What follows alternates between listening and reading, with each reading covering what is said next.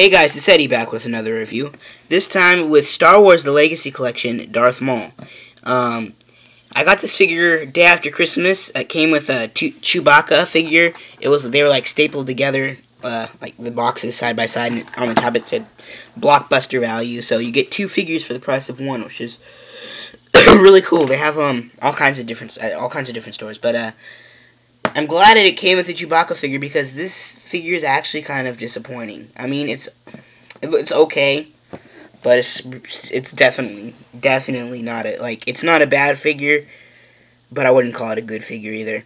So let's set him to the side. Take a look at the packaging. I do like the packaging on the Saga Legends figures. Up there, as you can see, it says Star Wars: The Legacy Collection. This picture of Darth Maul. And sorry about the rips right there, but like I said, they had it stapled on and glued on, so when I took it apart, it did that. Saga Legends says includes battle gear, Darth Maul, which, let's get the battle gear out. Look at that.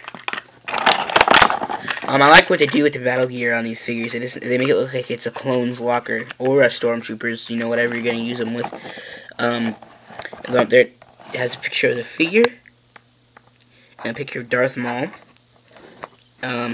Down here it has a description of Darth Maul, Saga Legends, and different figures in the wave, or in the collection, whatever, you know. But I do like the packaging on these.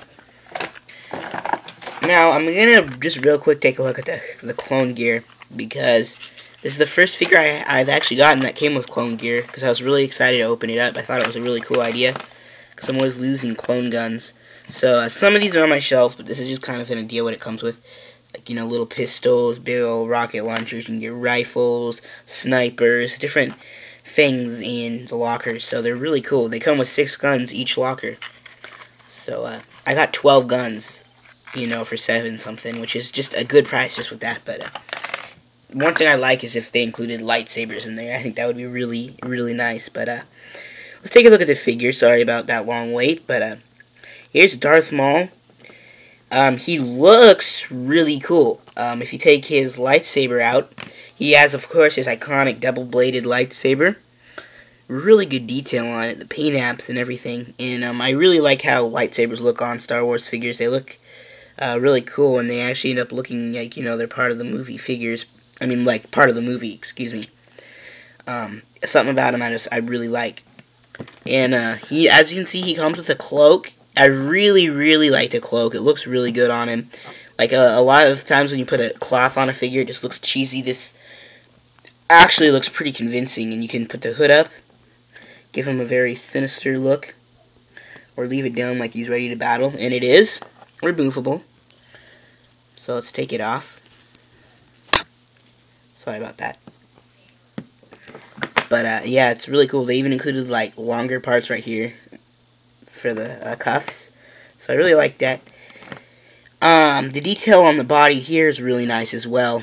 They included his clothing and whatnot, and the face I definitely like, because I've always liked Darth Maul's tattoos and the horns. They actually included red on the bottom and then the horn color on the top, just like in the movie. So it's a really good detail. But the thing that's lacking on this figure and that I'm super disappointed about is the articulation. This figure has, let's see, 2, 3, 4, 6 points of articulation.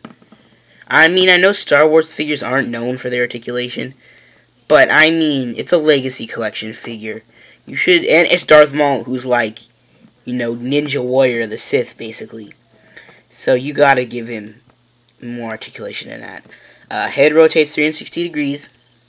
On the left, well, it doesn't even rotate 360. It like goes side to side, and if you force it, you can get 360. But then on the left arm, it rotates around. It rotates at the wrist. I mean, at the elbow. So it actually has 8 points of articulation. So excuse me on that, but rotates at the elbow. Doesn't rotate at the wrist, but on the right arm, it rotates around. But it doesn't rotate at the elbow, but it rotates at the wrist. Why not include that on both arms? I don't know. Yeah, I don't get it. Rotates at the waist, 360 degrees, and the legs go forward and back, bend at one point on the knee, and there's all your articulation.